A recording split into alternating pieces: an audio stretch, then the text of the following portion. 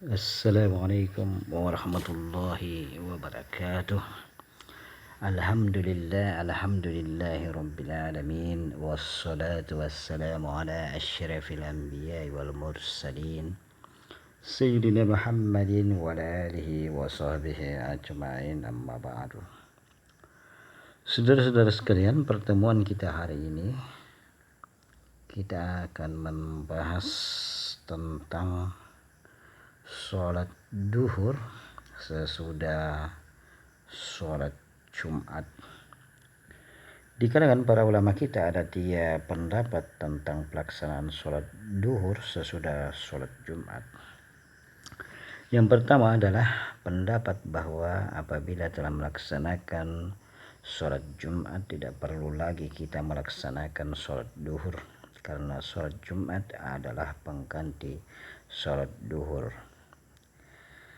Pendapat ini berdasarkan karena Rasulullah SAW dan sahabat-sahabatnya tidak ada yang melaksanakan sholat duhur berjamaah sesudah sholat Jumat.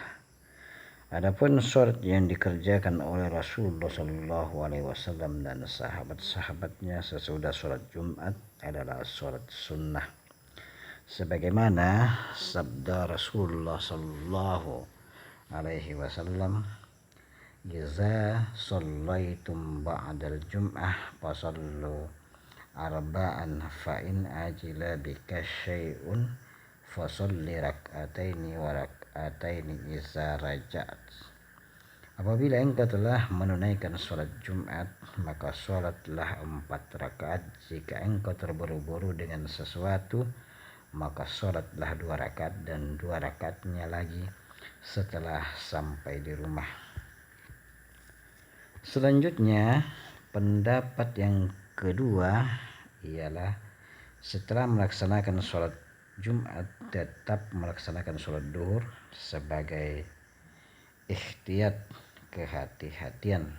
Kehati-hatian di sini maksudnya ialah ada keraguan pada diri kita bahwa sholat itu rukun dan syaratnya tidak terpenuhi. Ini banyak dilakukan oleh ulama-ulama dari mazhab Syafi'i, sebagaimana sabda Rasulullah SAW, "Shallu kama ra'aitumuni usolli." Salatlah engkau sebagaimana engkau melihat aku salat.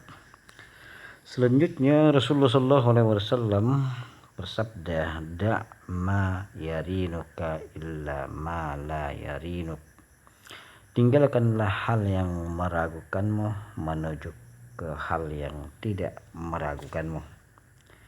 Biasanya hal-hal yang meragukan muncul apabila di dalam rukun dan syarat sholat Jumat tidak terpenuhi. Misalnya B1, bila jamaah sholatnya tidak sampai 40 orang, karena Rasulullah pertama-tama sholat Jumat di Madinah jamaahnya 40 orang, sebagaimana diriwayatkan oleh Ibnu Mas'ud, annahu sallallahu alaihi wasallam jama'a bil madinati wa kanu arba'ina rajulun, bahwasanya Rasulullah sallallahu alaihi wasallam salat Jumat di Madinah dan jumlahnya ketika itu 40 orang.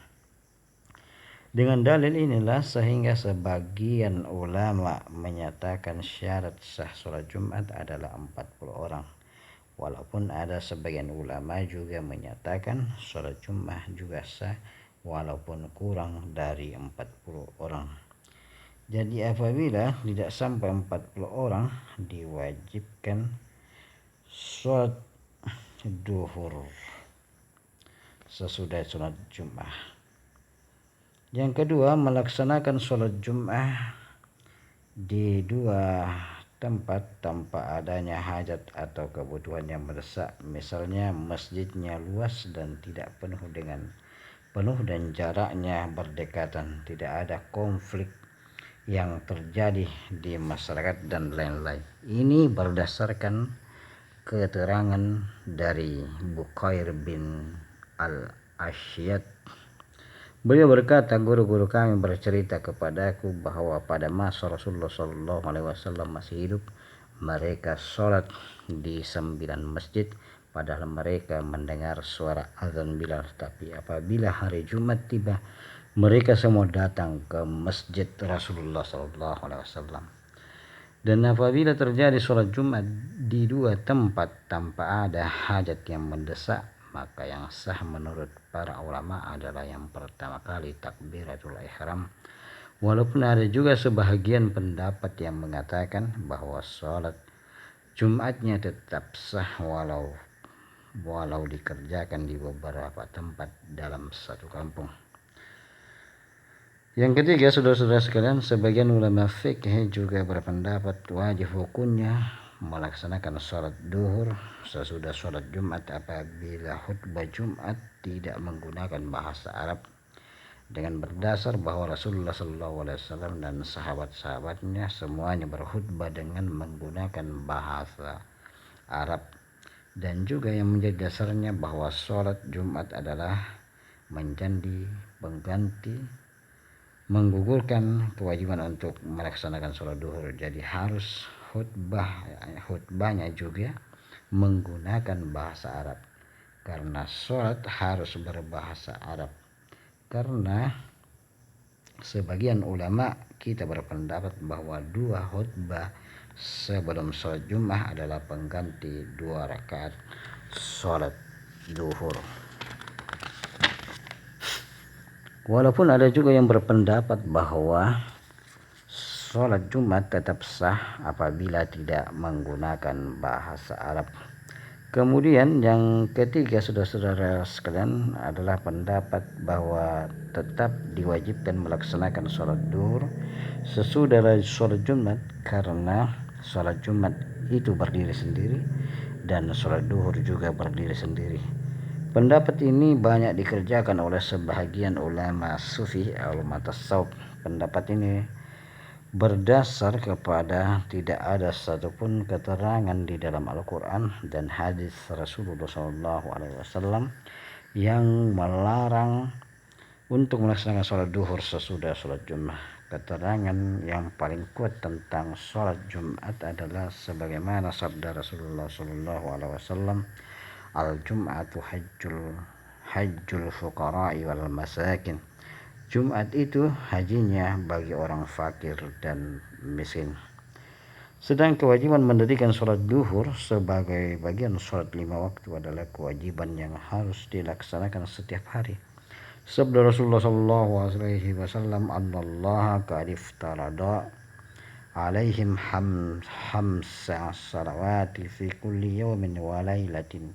Sesungguhnya Allah mewajibkan sholat 5 kali sehari semalam. Seterusnya, kekuatan hukum sholat duhur dan Jumat berbeda. Di antaranya sholat duhur diwajibkan kepada laki-laki dan perempuan yang sudah balik dan berakal, sedang sholat Jumat hanya diwajibkan kepada laki-laki yang balik dan berakal. Sebagaimana sabda Rasulullah SAW, al-Jum'atu haqqun wajibun ala kulli muslimin fi jama'ati illa arba'atun abdun mamlukun aw imra'atun aw sabiyun aw maridun. Artinya sholat Jumat itu wajib dikerjakan oleh setiap muslim dengan berjamaah kecuali 4 hal, yaitu hamba sahaya, wanita, anak-anak, dan orang sakit. Sedang sholat duhur tidak boleh ditinggalkan dengan alasan apapun, karena apabila sakit dikerjakan dengan semampu kita, dengan duduk atau berbaring atau dengan isyarat. Apabila kita dalam keadaan yang darurat maka boleh dijamak atau dikasar. Sholat duhur apabila tidak sempat dilakukan secara berjamaah maka harus tetap dilaksanakan secara sendiri-sendiri. Sholat duhur tidak boleh ditinggalkan walaupun 1 kali, sedang sholat Jumat sanksi hukumannya terberatnya apabila ditinggalkan 3 kali berturut-turut dengan sengaja. Rasulullah SAW bersabda, "Man taraka sholata muta'ammidan faqad kafara jihara."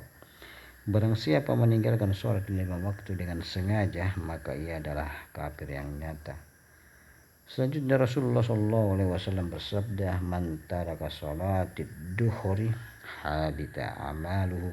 Barang siapa meninggalkan sholat duhur, runtuhlah semua amalnya.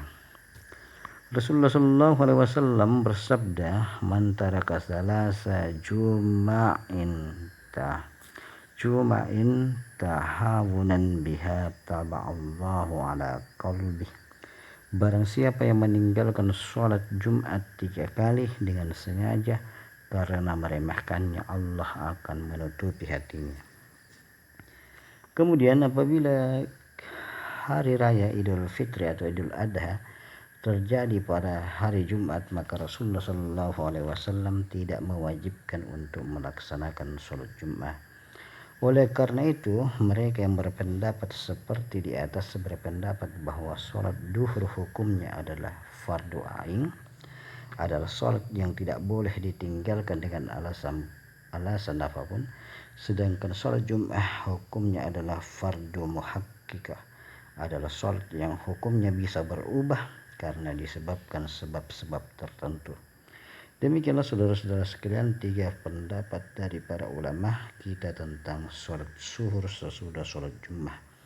Tentang perbedaan sholat Jumat dengan sholat zuhur ialah sholat Jumat didahului dengan 2 khutbah, sedang sholat duhur tidak memakai khutbah. Surat Al-Fatihah pada sholat Jumat dijaharkan, dikeraskan, sedang sholat duhur lirih atau sir. Jumlah rakaat 4 rakaat, sholat Jumat 2 rakaat, sedang sholat duhur 4 rakaat. Dan sebelum menutup pembahasan kita hari ini, kita mengutip pernyataan Syekh Muhammad Amin Al-Qurdi bahwa perbedaan pendapat tentang sholat duhur setelah sholat Jumat tidak boleh diperdebatkan dan tidak boleh saling menyalahkan. Harus menghargai pendapat yang satu dengan lain. Rasulullah SAW bersabda, "Ikhtilafu ummati rahmah." Perbedaan di antara umatku adalah rahmah. Demikianlah saudara-saudara sekalian, sekian pertemuan kita hari ini. Wabillahi taufiq wal hidayah. Wassalamualaikum warahmatullahi wabarakatuh.